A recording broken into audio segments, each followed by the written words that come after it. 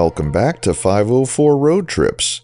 Today we continue north on US Highway 11, beginning at mile 48 in Bradley County, Tennessee. We're back to the name Lee Highway here, referring to a pre-1926 auto trail that ran from California to New York, part of which became a large section of US 11.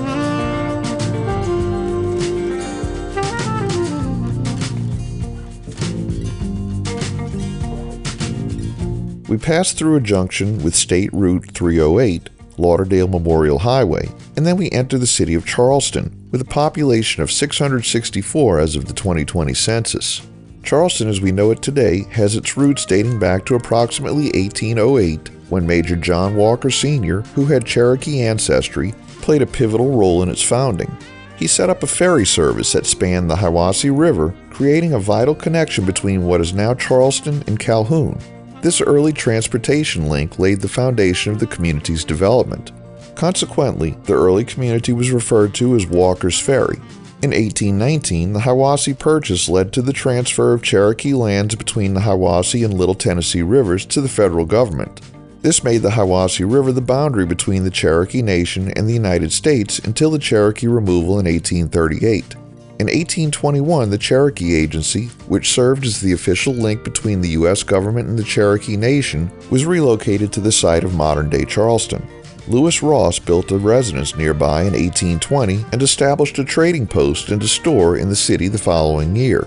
During the 1820s and 1830s, a significant number of European settlers began moving into the area in anticipation of the eventual removal of the Cherokee by the federal government. This led to conflicts between the settlers and the Cherokee, who resisted attempts to encroach on their territory.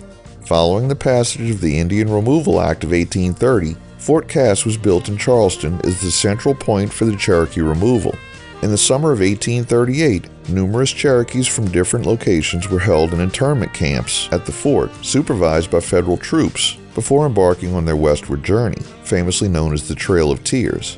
Several other internment camps were located in the valleys between Charleston and present-day Cleveland, Tennessee, covering a distance of 12 miles. One such camp was situated at nearby Rattlesnake Springs. During the Civil War, the Henniger House, the oldest remaining brick structure in Bradley County, served as headquarters for both Union and Confederate generals. The Charleston-Cumberland Presbyterian Church building was used as a hospital for Confederate forces in 1863. Additionally, the railroad bridge over the Hiwassee River in Charleston was destroyed as part of the East Tennessee Bridge burnings in November of 1861. Charleston officially became an incorporated city on November 11, 1956.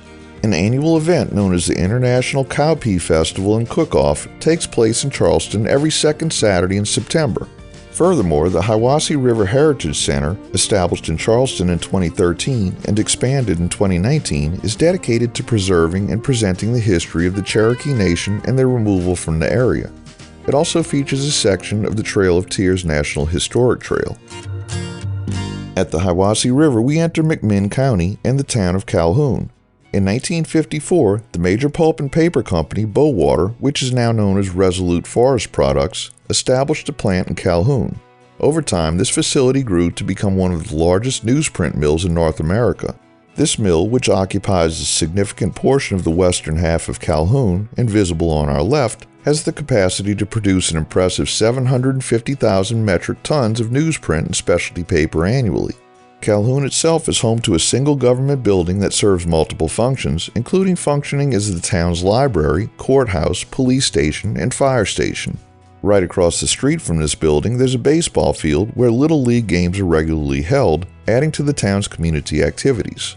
McMinn County derives its name from Joseph McMinn, who served as the governor of Tennessee from 1815 to 1821. Governor McMinn spent his final years in Calhoun and is interred in the Shiloh Presbyterian Cemetery in Calhoun. Calhoun had a population of 536 as of the 2020 census. Here we see a short overlap with Tennessee State Route 163.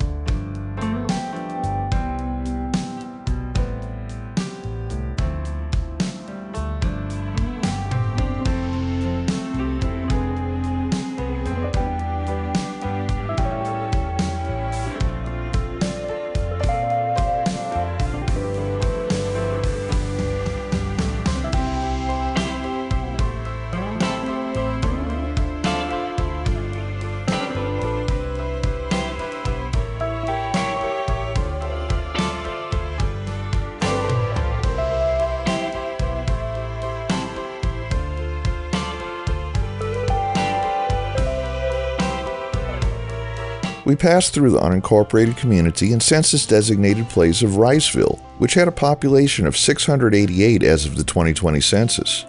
Interestingly, the population here is higher than the incorporated city and incorporated towns we passed through earlier in this video.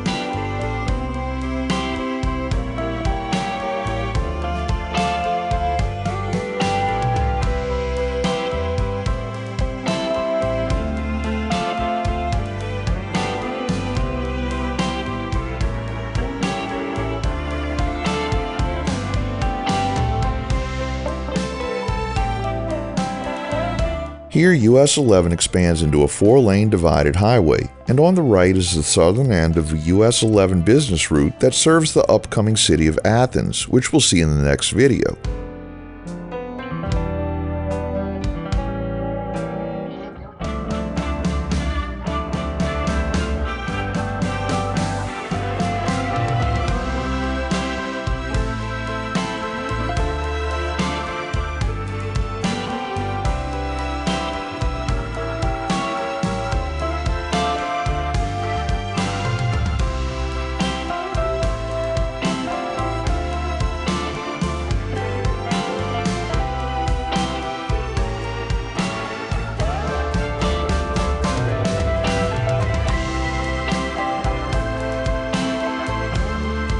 We conclude today's video at mile 59. Thanks for watching. We've enabled channel memberships, so for just $1 or more a month, you too can help support our channel. Click the link in the description to join. If you like this video, please give us a thumbs up, post a comment, subscribe, share and follow us on social media, and join us for our next 504 road trip.